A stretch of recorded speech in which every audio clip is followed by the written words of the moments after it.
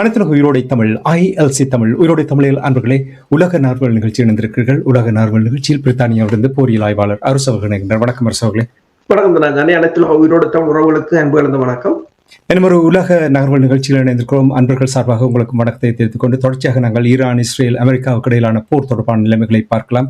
ஒவ்வொரு மணி நேரமும் தொடர்ச்சியாக தாக்குதல்கள் நடைபெற்றுக் கொண்டிருக்கிறது, செய்திகள் வந்து கொண்டிருக்கிறது. இப்பொழுது வருகின்ற செய்திகளை பார்க்கும் பொழுது இஸ்ரேல் மீது 3 தடவைகள் இன்று அதிகாலையிலிருந்து இதுவரை நேரமும் ஈரான் தாக்குதல் நடத்தியிருப்பது போல் தெரிகின்றது. அது மட்டுமில்லாமல் மத்திய கிழக்கு நாடுகளிலும் தொடர்ந்து தாக்குதல் நடைபெற்றுக் கொண்டிருக்கின்றது.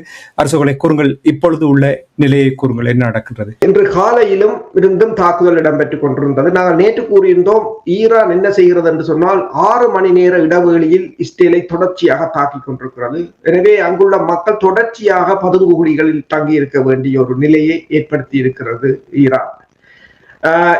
இஸ்ரேலினால் ஒரு அளவுக்கு மேல் அந்த ஏவுகணைகளை தடுக்க முடியவில்லை என்பது ஒரு புறம் இருக்க, அந்த ரடார்களின் அழிவு வந்து அந்த ஏவுகணைகள் வருவதை கூட அவர்களால் முன்கூட்டியே சொல்ல முடியாத ஒரு நிலை. இன்று விழுந்த ஏவுகணைகளில் 3 தடவைகளாக விழுந்திருக்கின்றது. நாங்கள் விடிய பார்த்ததிலிருந்து இப்ப வரைக்கும் அது கிளஸ்டர் குண்டுகளாக விழுந்து படித்திருக்கின்றது. அந்த கிளஸ்டர் குண்டுகளை பொறுத்தவரையில் அதில் கிட்டத்தட்ட ஒருவர் கொல்லப்பட்டதாகவும் 2 காயமடைந்ததாகவும் பல பிரதேசங்கள் சேதமடைந்துள்ளதாகவும் கூறப்படுகின்றது.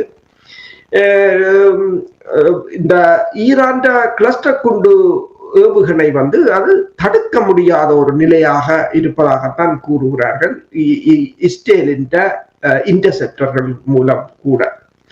அதே சமயம் ஈரான் வந்து தொடர்ச்சியாக சவுதி அரேபியா மீது, குவைத் மீது, கட்டார் மீது தாக்குதலை நடத்தி இருக்கின்றது.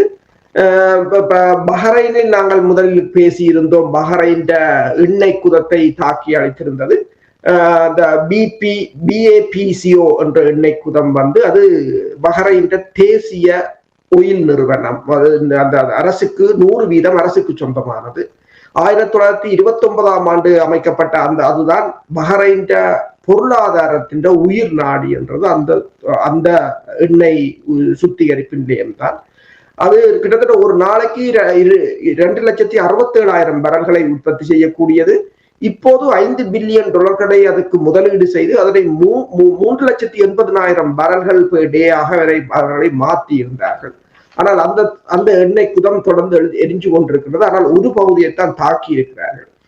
அதே சமயம் சவுதி அரேபியா வந்து தனது எண்ணெய் உற்பத்தியில் வந்து 2 ஒயில் ஃபீல்டை மூடி இருப்பதாக கூறப்படுகிறது. சவுதி அரேபியா என்ற அரம்கோ என்ற நிறுவனம் நாசாவின் சேட்டலைட் புகைப்படங்களின் அடிப்படையில் இந்த UAE இருக்கின்ற ஃபுஜாரா என்ற பகுதியில் இருக்கின்ற எண்ணெய் வயல் வந்து இன்று திருப்பி எரிந்து கொண்டிருப்பதாக கூறப்படுகிறது.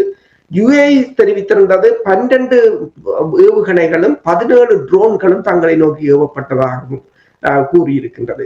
அதே போல குவைத்தின் அல் அடீர் ஏர்பேஸ் வந்து தாக்கப்பட்டிருக்கின்றது.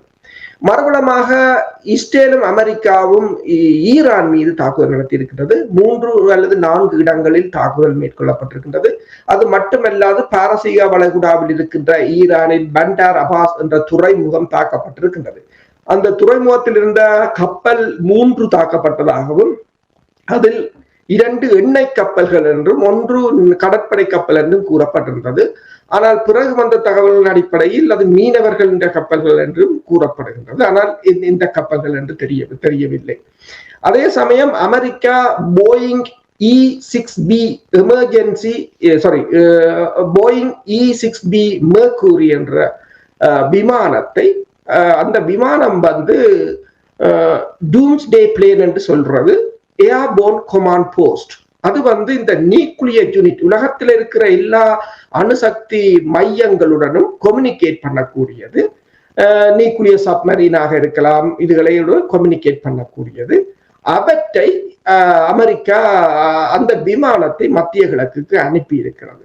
சில சமயங்களில் இப்ப அணுக்குண்டு ஒரு எச்சரிக்கையை கொடுப்பதற்கு அனுப்பியதா என்று தெரியவில்லை. இப்போது அதை அனுப்பி இருக்கின்றது. அதை அனுப்புகிற அதே சமயம் சவுதி அரேபியா, துருக்கி போன்ற நாடுகளில் இருந்து அமெரிக்க குடிமக்களை வெளியேறுமாறும் அமெரிக்கா தெரிவித்திருக்கின்றது.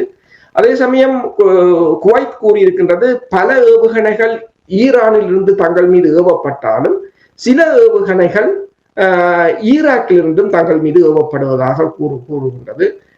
ஆனால் பிரச்சனை என்னவென்று சொன்னால் ஈராக்ல ஹிஸ்புல்லாக்கள், மற்றது ஈராக்கில் இருக்கின்ற ஈரானிய ஆதரவு படையினர், மற்றது ஈரான், இந்த மூன்றும் தான் தற்போது தாக்குதல்களில் ஈடுபட்டுக் கொண்டிருக்கிறார்கள். ஹூதிஸ் அமைப்பு இன்னும் அந்த தாக்குதலுக்கு இறங்கவில்லை. அப்ப அவர்கள் குவைத்தின் மீதும் தாக்குதலை நடத்துகிறார்களோ என்ற ஒரு கேள்வி இருக்கின்றது. காலை நாங்கள் உரையாடும் பொழுது பங்கு சந்தைகள் சரிவு கண்டிருக்கின்றன என்று உரையாடி இருந்தோம். தொடர்ச்சியாக பெரிய சரிவு காண்பது போல் தெரிகின்றது என்று ஆய்வாளர்கள் கூறுகிறார்கள். நீங்கள் கூறினீர்கள் எண்ணெயினுடைய விலை பரலுக்கு 100க்கு மேல் சென்றுவிட்டது என்று. தற்பொழுது உள்ள நிலையை பார்க்கும் பொழுது $118 இருக்கின்றது.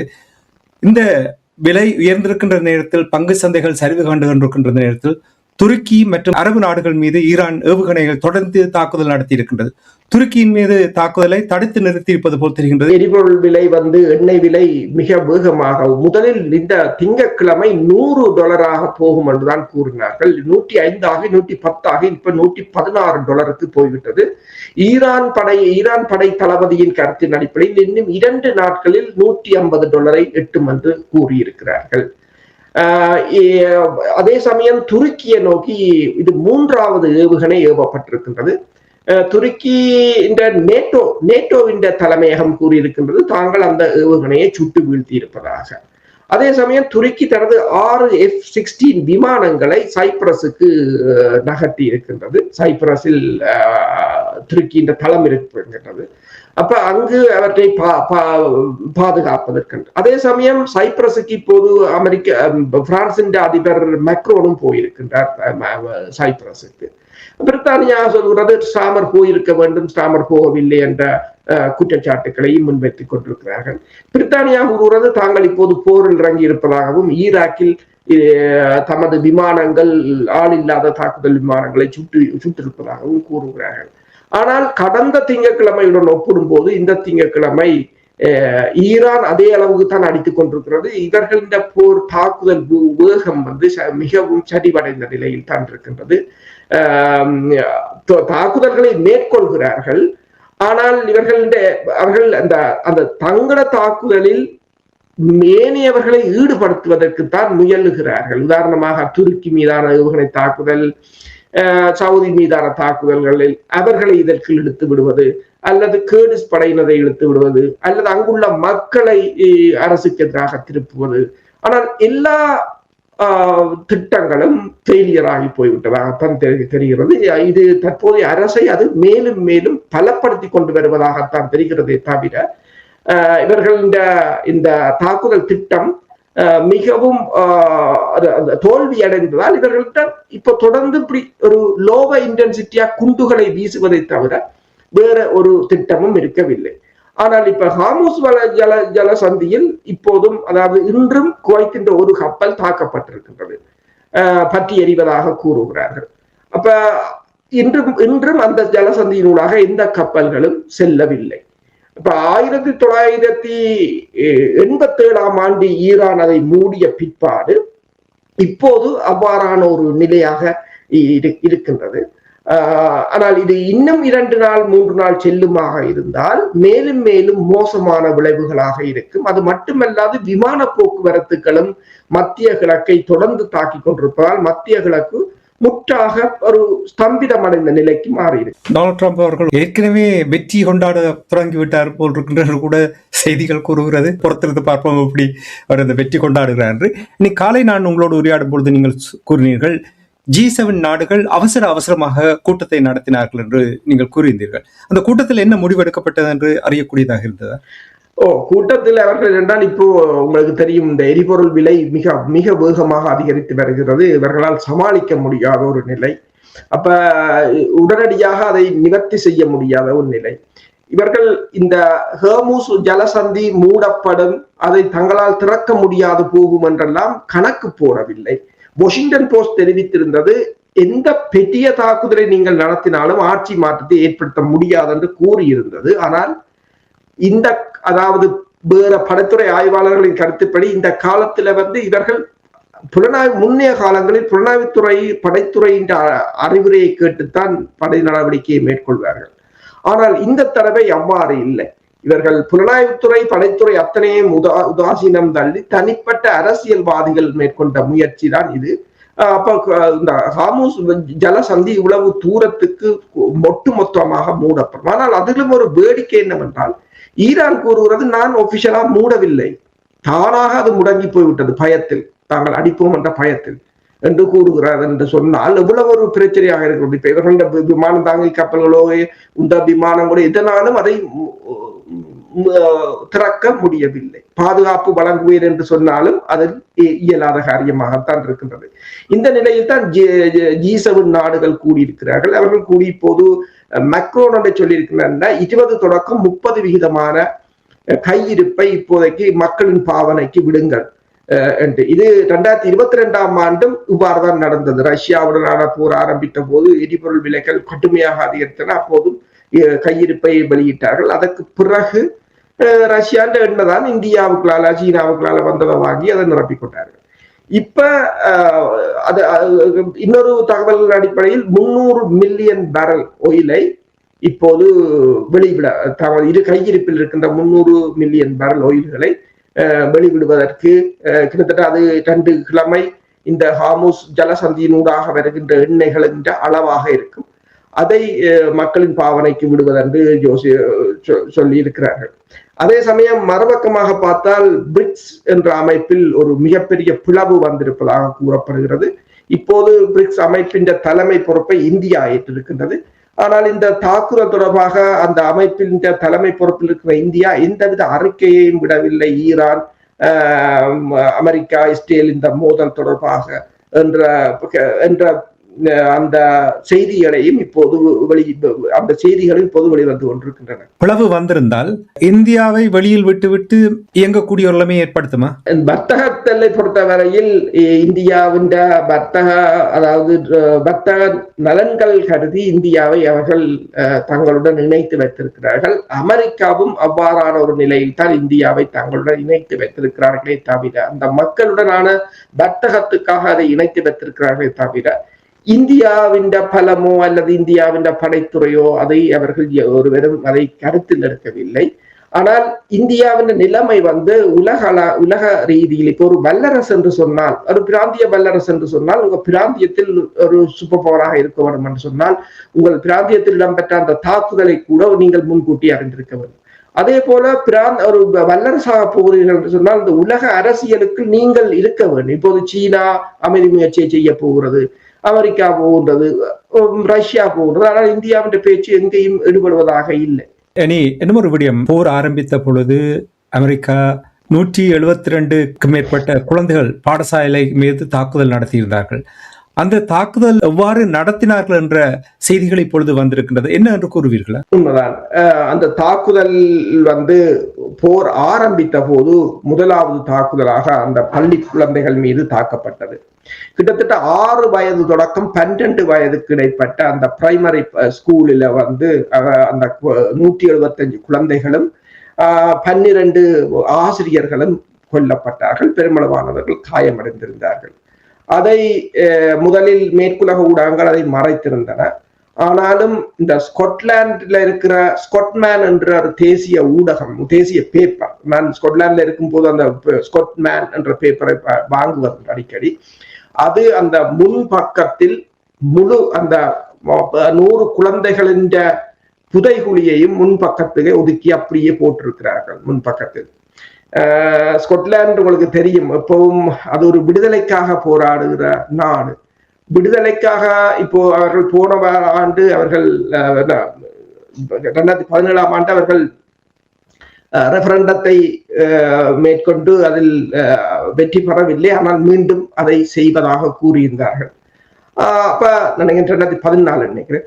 அப்ப அதில் அப்படியான அவர்கள் எப்போதும் அந்த பாதிக்கப்படுற மக்களுக்காக நிற்பதுண்டு.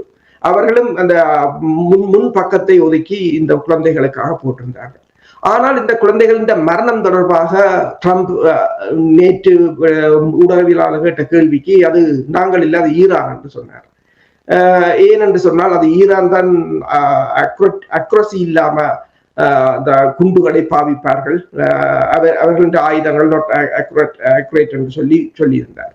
அதற்கு பக்கத்தில் இருந்த பீட் ஹெசத் கூறியிருந்தார், நாங்கள் இன்வெஸ்டிகேட் பண்ணுகிறோம், ஆனால் அது ஈரான் தான், பொதுமக்கள் எங்க செத்தாலும் அது ஈரான், படையினர் செத்து இறந்தால் தான் அமெரிக்கா என்ற துணியில் பேசியிருந்தார்.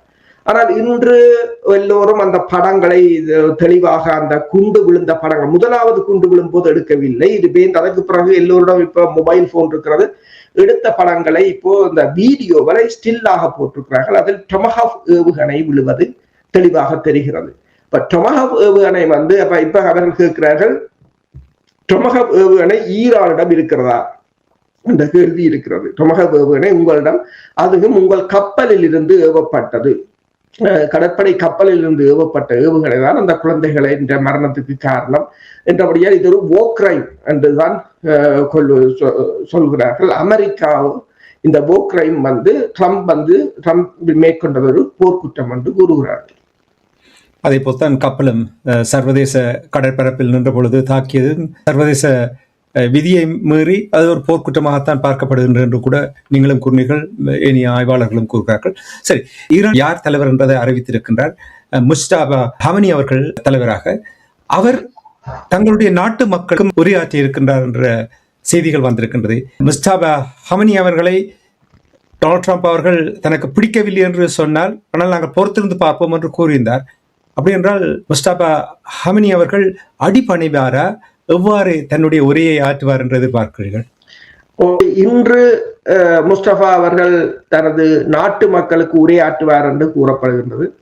அவரின் நியமனம் தொடர்பாக ரஷ்ய அதிபர் விளாடிமிர் புட்டின் அவருக்கு தனது வாழ்த்து செய்தியை தெரிவித்திருக்கின்றார். அதே சமயம் அவர் தனது படை தளபதிகள், இப்ப IRGC மற்றது காட் படை அணிகளின் படை தளபதிகளை சந்தித்து இந்த போரின் அடுத்த திட்டம் தொடர்பாக பேசி இருப்பதாக கூறப்படுகின்றது. அவர் பதவியேற்ற பின்னர் தான் ஒரு 4 புதிய ஏவுகணைகளை இஸ்ரேல் மீது ஏவி இருந்தார்கள். இஸ்ரேலின் அந்த மின் புறப்பாக்கியையும் தகர்த்திருந்தார்கள். இஸ்ரேலுக்கு கரண்டும் இல்லாமல் இருந்தது. கிட்டத்தட்ட இஸ்ரேலின் 20% பகுதிக்கு மின்சாரத்தை வழங்குகின்ற அந்த மின் புறப்பாக்கி தான் தாக்கப்பட்டிருந்தது. அப்போ இந்த மேற்குலக ஊடகங்கள் போட்டிருந்தன, இது முஸ்தபாவின் முதலாவது தாக்குதல், அவர் பதவியேற்றதும் மேற்கொள்ளப்பட்ட முதலாவது தாக்குதல் என்று. அதே போலதான் இப்ப மேற்குலக ஊடகங்கள் போடுகின்றன என்னென்று சொன்னால், அவர் தந்தையை விட மிகவும் கடினமானவராக இருப்பார் என்று சொல்லி. இப்ப வாஷிங்டன் போஸ்ட் இந்த கிழமை ஒரு தகவலை வெளியிட்டிருந்தது. இவர்கள் தாக்கும் போது இவர்கள் கமேனியை கொல்ல வேண்டும் என்று தாக்கினார்கள், ஆனால் அதில் இருந்தவர்களில் பலர் ஒரு மென்போக்கானவர்கள். இந்த நடவடிக்கையின் பிறகு அவர்களுடன் பேச்சுவார்த்தை நடத்துவதற்குரிய ஒரு சந்தர்ப்பங்கள் இருந்திருக்கும், ஆனால் அவர்களையும் இவர்கள் கொன்று விட்டார்கள். கொன்றதால் இப்போது இருப்பவர்கள் எல்லாம் இவர்களுக்கு அடிபணிய போவதில்லை, அல்லது பேச்சுக்கு வர மாட்டார்கள். அவர்களும் அடிபணிந்திருக்க மாட்டார்கள், ஆனால் அவர்களிடம் ஒரு சாஃப்டான நிலைப்பாடு இருந்திருக்கு. அப்ப இந்த மக்கள் கூறுகிறார்கள், தந்தையை விட இவர் மிகவும் தீவிரமாக இருப்பார் என்று. ஆனால் என்ன பிரச்சனை என்று சொன்னால், இவர் இதுவரை காலமும் தந்தைக்கான ஆலோசனை குழுவில் இவர் இருந்திருக்கிறார். அப்ப இவருக்கு இதற்கு புதிதாக இருக்க போவதில்லை, இதை கொண்டு நடத்துவது புதிதாக இருக்க போவதில்லை. எனவேதான் சில ஊடகங்கள் இங்க போட்டிருக்கிறது, இவங்கள் வயதான ஹமேனியை கொன்றுவிட்டு ஒரு இளமையான ஹமேனியை உருவாக்கி இருக்கிறார்கள் என்று சில ஊடகங்கள் போட்டிருக்கின்றன. இன்னொரு ஊடகம் போட்டிருக்கின்றது, தந்தையை மட்டும்தான் கொன்றார்களே தவிர அவரின் துப்பாக்கியை இவர்கள் கொல்லவில்லை, அதை இன்னொருவர் தூக்கி இருக்கிறார் என்ற ஒரு கருத்துகளும் வெளிவந்திருக்கின்றன. அப்ப இனி அவர் இன்று நாட்டு மக்களுக்கு உரையாற்றினால் அதில் என்ன சொல்ல போகிறார் என்பதை நான் நினைக்கிறேன் மேற்குலக ஊடகங்களை எல்லா ஊடகங்களும் பார்த்து கொண்டிருக்கும். ஆனால் அவரை கொல்வதற்கும் இஸ்ரேலும் அமெரிக்காவும் எப்போதும் சந்தர்ப்பத்தை பார்த்து கொண்டுதான் இருப்பார்கள். நிச்சயமாக முஸ்தபா ஹமனி அவர்கள் உரையாற்றியதும் அந்த உரையை தொடர்பாக நாங்களும் எங்களுடைய உயிரோடை தமிழ் உறவுகளுக்கு எடுத்து வருவோம் என்று கூறிக்கொண்டு நிறைவாக அரசர்களே, உங்களுக்கு தெரியும் கோவிட் பெருந்தொற்று வந்த பொழுது விலைவாசி அதிகரித்து பணவீக்கம் அதிகரித்தது எல்லா நாடுகளிலும். அதை கட்டுப்பாட்டு கொண்டு வருவதற்கு நீண்ட ஆண்டுகளாக பெரிய ஒரு போரினூடாகத்தான் ஓரளவுக்கேனும் அதிலிருந்து நிமிரக்கூடியதாக இருந்தது. குறிப்பாக நீங்கள் ஐரோப்பிய நாடுகளை எடுத்தீர்கள் என்றால், அமெரிக்காவை எடுத்தீர்கள் என்றால் அவ்வாறு தான் இனிய நாடுகளும் தான். நாங்கள் குறிப்பாக இங்கே பார்க்கும் பொழுது இந்த விடயத்தை கூறுகிறேன். இப்பொழுது போர்னால், ஈரான் இஸ்ரேல் அமெரிக்காவுக்கு இடையிலான இந்த போர்னால் விலைவாசிகள் அதிகரித்துக் கொண்டு வந்திருக்கிறது. தொடர்ச்சியாக எதிர்பார்க்கிறார்கள் இன்ஃபிளேஷன், பணவீக்கம் அதிகரிக்க போகின்றது கூறுகிறார். எல்லா வீடுகளும் கிட்டத்தட்ட 4-5 மடங்கு கட்டணம் செலுத்த வேண்டிய நிலைமை ஏற்படுத்தி இருந்தது.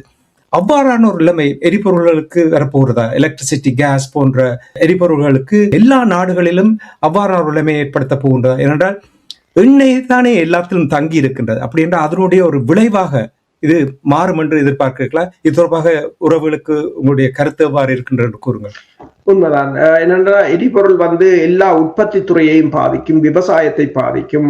எனவே உணவுப் பொருட்களின் விலை அதிகரிக்கும், டிரான்ஸ்போர்ட்டின் விலை அதிகரிக்கும் என்று ஒவ்வொரு எங்கள் வாழ்க்கை முறையின் ஒவ்வொரு அங்கத்திலும் அது தாக்கம் செலுத்துவதாகத்தான் இருக்குது. எனவேதான் தென் கொரியா இப்போது 30 ஆண்டுகளுக்கு பிறகு அவர்கள் எனர்ஜியை கேப் பண்ண போறார்கள் என்று சொன்னால், அல்லது தாறுமாறாக ஏறினால் அங்கே ஆட்சி நடத்த முடியாது. ஆனா எல்லா நாடுகளாலும் அது இயலுமான்றது தெரியாது. பிரித்தானியா கூட அதை பற்றி யோசிப்பதாக கூறப்படுகிறது. அல்லது ஒரு மிகப்பெரிய ஒரு கிளர்ச்சியாகத்தான் இருக்கும். மக்கள் தொடர்ச்சியாக இந்த கோவிட் தொற்று வந்தது, அதற்கு பிறகு ரஷ்யாவுக்கு இந்த உக்ரைன் போர் வந்தது, அதற்கு பிறகு இந்த போர் என்று சொல்லி மக்கள் தொடர்ச்சியாக இந்த பொருளாதார சுமைகளை தாங்கிக் கொண்டிருக்கிறார்கள். பொருளாதார சுமைகளால் அழுத்தப்பட்டு கொண்டிருக்கிறார்கள். இந்த போர்களுக்கு அவர்கள் தான் பே பண்ணுகிறார்கள். இப்ப பல மக்களுக்கு அது தெரியவில்லை. இது அரசு இல்லை, நாங்கள் தான் இந்த போர்களுக்கு திணிக்கப்படுகிறோம். எண்ணெய் நிறுவனங்கள் கொள்ளை லாபம் அளிக்கின்றன, அதிலிருந்து டாக்ஸை அரசு எடுக்கின்றது. ஆனால் அதற்கான விலையை செலுத்துவது பொதுமக்களாகத்தான் இருக்கின்றது. இப்ப இன்னும் ரஷ்யாவின் போரின் தாக்கம் கூட முடிவடையவில்லை. இருந்த போதும் இப்போது இந்த எரிபொருட்களின் தாக்கம் என்பது மிகவும் அதிகமாக இருக்க போகிறது. மக்களின் சேமிப்புகள் எல்லாம் இனிமேல் இருக்காது என்ற ஒரு நிலை. உங்களுக்கு தெரியும், ஆர்ஜென்டினாவில் நாங்கள் கதைத்திருந்தோம். சில இடங்களில் மக்கள் வங்கிகளில் கடன் எடுத்து உணவை வாங்க வேண்டிய ஒரு நிலையாக இருந்தது. காரை வாங்கவில்லை, வீட்டை வாங்கவில்லை, உணவை வாங்கினார்கள் என்று பேசினோம். அதே போன்ற ஒரு நிலையை நோக்கித்தான் நாங்கள் நகர்ந்து கொண்டிருக்கின்றோம். உண்மைதான். எனவே இந்த விடயங்கள் நடக்கலாம் என்று எதிர்பார்த்து அதற்கு அவ்வாறு எங்களுடைய மக்கள் தங்களை தயார்படுத்த வேண்டும் என்பதற்காக நான் அந்த கேள்வியை கேட்டேன். எனவே இந்த நிலைமைகள், மாற்றங்கள் தொடர்ந்து வந்து கொண்டிருக்கின்றது. அந்த விடயங்களை நாங்கள் அவதானித்து உயிரோடு தமிழ் உறவுகளுக்கு எடுத்து வருவோம் என்று கூறிக்கொண்டு, நன்றி அரசுகளே. விடயங்களை உன்னிப்பாக அவதானித்து அன்பர்களுக்கு எடுத்து வந்தமைக்காக அன்பர்கள் சார்பாக நன்றி கூறிக்கொண்டு நாங்கள் மீண்டும் இன்று மாலை சந்திப்போம். நன்றி, வணக்கம். நன்றி, வணக்கம். எமது பார்வையாளர்களுக்கு வணக்கம். மக்களின் குரலாய் ஓங்கி ஒலிக்கும் இலக்கு மின்னிதழ் மற்றும் உயிரோடை தமிழ் வானொலி ஆகிய இவ்விரு ஊடகங்களும் உங்களைப் போன்ற எமது நேயர்கள், நண்பர்களின் ஆதரவிலேயே இயங்கி வருகின்றன. மிக குறைந்த வளங்களுடன் பல இடர்கள் மற்றும் தடைகளை தாண்டி பயணிக்கும் எமது ஊடகங்களின் பணிகள் மேலும் வளர உங்களால் முடிந்த நிதியுதவியை வழங்கி இன்னும் காத்திரமான செயற்பாடுகளை முன்னெடுக்க உதவுமாறு மிகவும் பணிவன்புடன் வேண்டி நிற்கின்றோம். உங்கள் பங்களிப்பு உங்களின் உரிமை குரலாய் ஓங்கி ஒலிக்கும். நன்றி.